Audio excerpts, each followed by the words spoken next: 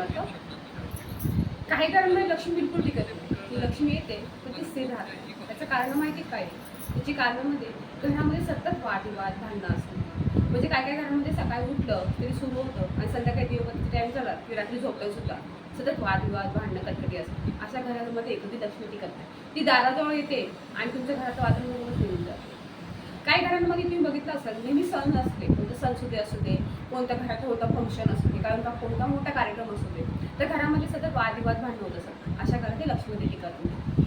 आणि सगळ्यात महत्त्वाचं म्हणजे घराचा साऊथ ईस्ट, नॉर्थ ईस्ट आणि नॉर्थ हा कोपरा सतत घाणेरडा म्हणजे स्वच्छ नसणं, तिथे कचरा जाळ्या जळमाटे असणं, स्वच्छता नसणं, अशा घरामध्ये लक्ष्मी टिकत नाही. त्यामुळे घर स्वच्छ ठेवणं हे तेवढंच महत्त्वाचं आहे. असं नाही की साऊथ ईस्ट आणि नॉर्थ ईस्ट आणि नॉर्थ कोपराच स्वच्छ ठेवा असं नाही आहे.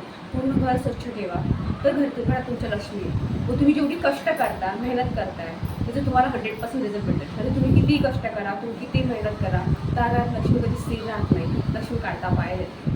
त्यामुळे ह्या गोष्टींची काळजी घ्या. घरात तुमची लक्ष्मी नेहमी स्थिर आहे. श्री स्वामी.